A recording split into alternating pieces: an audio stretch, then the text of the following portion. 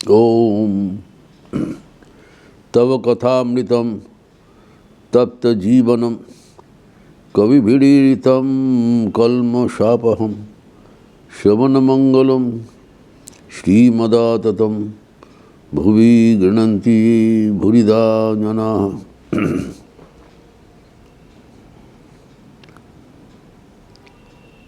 महाराजा पृथु की पावन कथा हम लोग चर्चा कर रहे थे।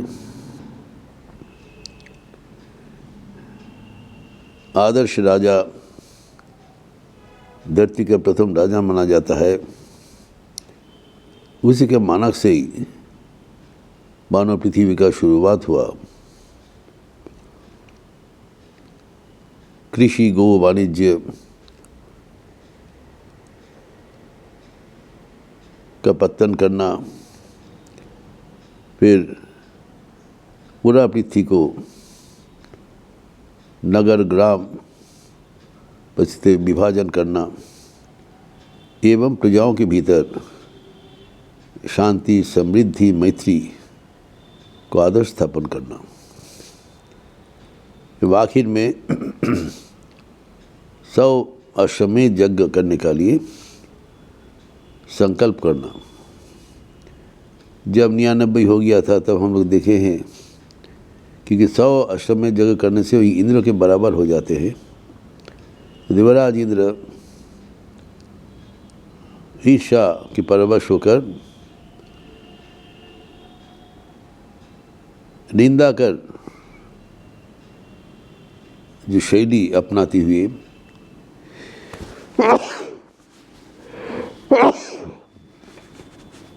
उनके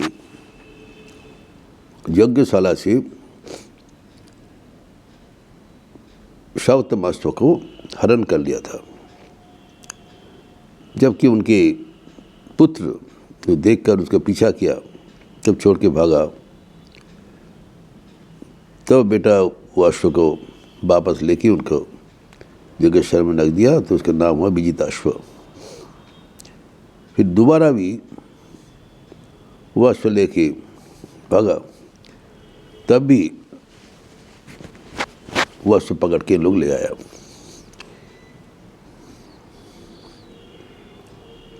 ये बात सुनकर हम लोग देखे कि महाराजा पृथु अत्यंत कोपित हो गया एवं इंद्र को वध करने के लिए बाण चढ़ाया। तब ऋतिज्ञ ने कहा, आप अभी सिर्फ इस समय में आपको यज्ञ के लिए लाया हुआ अश्व को ही वध कर सकते हैं। इस कारण ये करना उचित नहीं है। हम लोग मंत्र से इंद्र को यहाँ पर यज्ञभूमि में बुलाकर उनका आहुति दे देने से ही वो विनष्ट हो जाएगा। जब ऐसी करके उन्हें आहुति देने के लिए तैयार हो गया, तब चतुर्मुख ब्रह्मा वहाँ पर उपस्थित हुए और उन्होंने कहा, आप लोग क्या कर रहे हैं? यज्ञ जिसके लिए किया जाता है, देवताओं को यज्ञ का अंश दिया जाता है। अगर देवता के राज इंद्र भी इसमें शामिल है, वो भी भगवान विष्णु के अंश है। तो महाराज पृथु के द्वारा इसे कैसे ये कर्म संभव होता है? तब स्वयं ब्रह्मा ने महाराज पृथु को समझाया कि तुम्हें और कुछ प्राप्तव्य नहीं है, मोक्ष भी तुम करतलगत है। तो अभी ये जो विरोध हुआ है, इसको समाधान होना चाहिए। आप ये यज्ञ का संकल्प ही छोड़ दो। महाराज पृथु ने इतने महान है, वो तत्काल छोड़ दिया। उनका इस महानता देखकर स्वयं देवराज इंद्र आके उनको चरणों में गिरने चाहा, तब महाराज पृथ्वी ने उनको गले में लगा लिया। जो देवराज हैं, इंद्र है, गले में लगा लिया। और उस समय वहाँ पर स्वयं श्रीहरि उपस्थित हुए और उन्होंने भूए भूए आशीर्वाद करते हुए महाराज पृथ्वी को बोला, तुम्हारा जन्म सार्थक, जीवन सार्थक। तुम जो जितना संयम एवं जो जीवन का लक्ष्य याद रखते हुए जो जीवन को नियंत्रण कर लिया, ये सबसे बड़ा बात है। मानो मनुष्य होते हुए देवता को परे चले गए। He has excelled even the king of gods by being a human being. उनके चरण में गिर रहे थे, इतना बड़ा महान है, उसको माफ़ कर दिया। याद रखिए, ठाकुर का भी इसी दर्शन हुआ था जब समाधि में, जब नरेंद्र नाथ के साथ मुलाकात हुआ, उस समय कहते समाधि में हमारा मन उच्च उच्च जो धाम से चले गए थे। मैं देखा वहाँ पर अनेक प्रकार देव देवियाँ उपस्थित है। बने और भी ऊपर जा रहे थे, तब कोई भी कुछ देखा, लेकिन जब देखा ये सप्तर्षि मंडल कि यहाँ पर कोई देवताओं का भी प्रवेश का अधिकार नहीं है। ये मनुष्यगण इतना ऊंचा अपना अवस्थान बना लिया कि वहाँ पर और किसी का प्रवेश अधिकार नहीं। वहाँ पर नरेंद्र को देखा। खैर, यहाँ पर महाराज पृथु इसी उच्च अवस्था प्राप्त कर लिया, तो भगवान हरि ने तब उनको बोला, देखो तुम मेरे इतने भक्त हो, तुम्हारा इस दुनिया में जो कुछ चाहे तुम प्रार्थना कर लो, मेरा भक्त को हम देने के लिए तैयार हूँ। ये मेरा आशीर्वाद है। अभी देखिए पृथु का क्या रिएक्शन, क्या उनने मांगा, कोई सुना नहीं इसी। पृथु ने कहा, प्रभु आपकी कृपा से हमें अब प्राप्तव्य कुछ नहीं है। ये धरती का मैं सम्राट हूँ, जो कुछ चाहिए मुझे प्राप्त पर्याप्त परिमाण प्राप्त हो चुका है, और जो परलोक में जो प्राप्तव्य है वो भी मिल गया, तो मोक्ष भी हमारा करतलगत है। मोक्ष में भी जो कुछ अवस्था होता है ये हमारे, वो भी हमारा साथ है, लेकिन मोक्ष में हमारी रुचि नहीं है। बोल रहे कारण वहाँ पर आपका गुणगान नहीं होगा।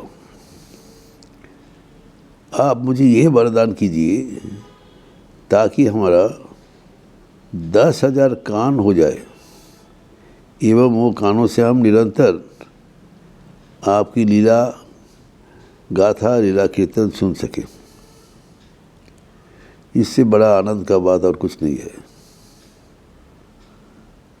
भगवद गीता में भी हम देखते हैं, ठाकुर कहते हैं, जन्म कर्म चमे दिव्य जो वहाँ व्यक्ति तत्वतः त्यक्त दिया पुनर्जन्म नहीं थी मामे थी सोच। तो स्वयं बोलते हैं, हमारा जो जन्म कर्म जो तत्व तो जानते हैं उसका और पुनर्जन्म नहीं होगा, मोक्ष प्राप्त कर लिया। लेकिन ये जो मांग है मोक्ष प्राप्त करने के लिए नहीं,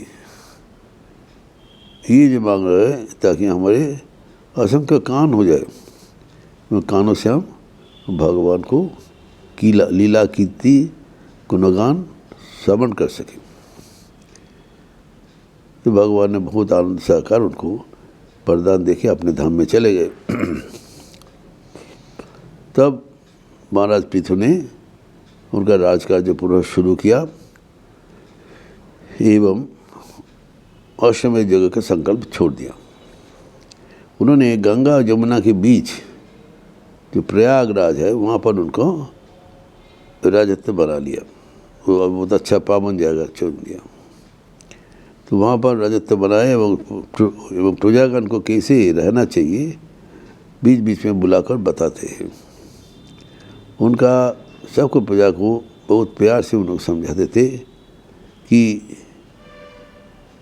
यह अपना अपना कर्तव्य कर्म वो किसी को प्रवंचन नहीं करते हुए सबको भलाई का चिंतन से करो, किसी के पास ईर्ष्या का भाव मान रखो एवं सदा ही भगवान के चरण में मन निवेश करो। भगवान के चरण की सेवा छोड़ के और कुछ करने से फायदा नहीं होगा।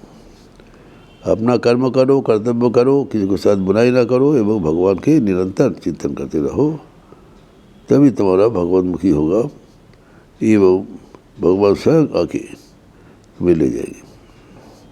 कोई चारा नहीं। ऐसे करके समझाया तो वो उनका पूरी नगर का सब व्यक्ति उनके राजत्व में ऐसे अनुसार करते हुए उनका अपार आनंद उठाया।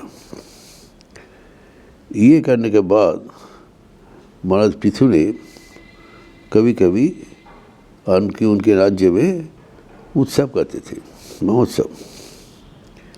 एक बार जब ऐसे उत्सव कर रहे हैं तब देखा अचानक स्वर्ग से एक 4 अग्नि का ज्योति जैसे तेजी से आ रहा है।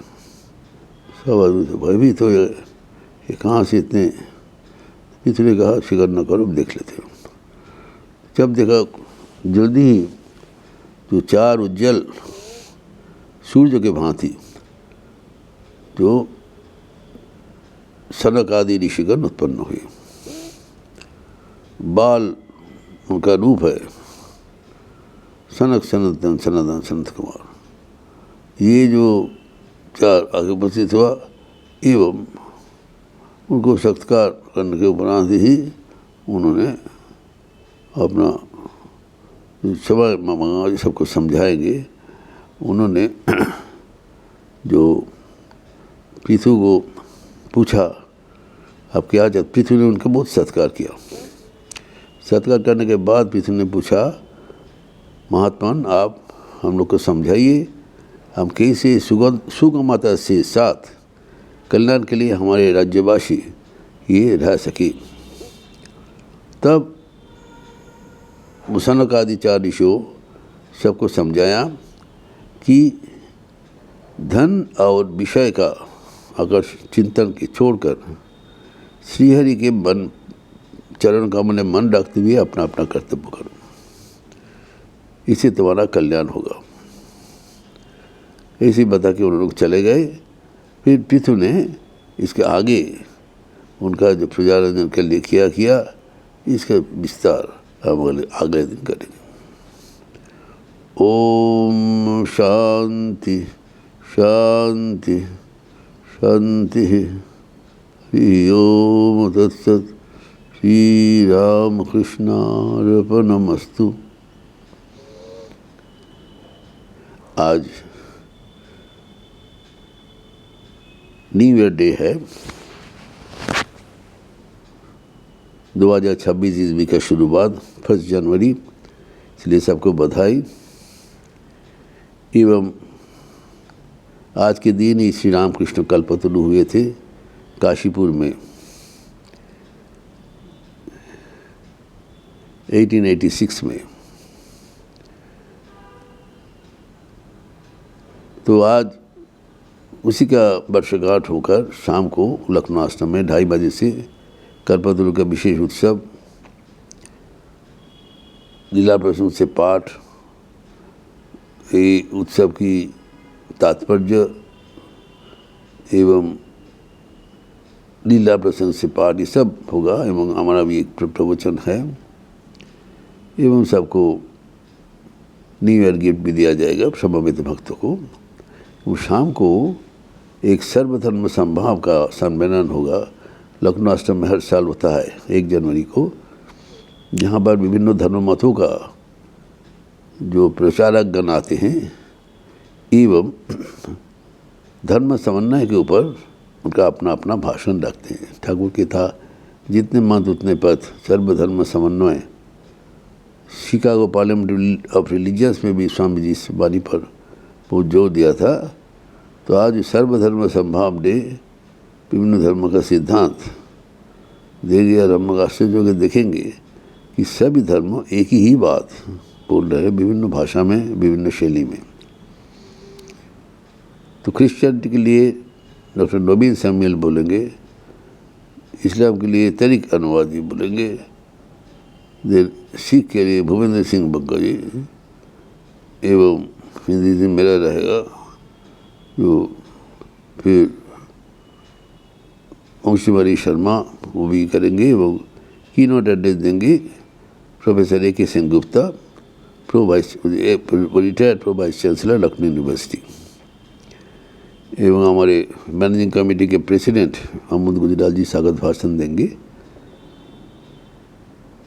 तो इस अनुष्ठान शाम को आरती के बाद 6:30 से 8:30 बजे तक होगी। सब यूट्यूब में दिखाया जाएगा। आप सबका स्वागत है।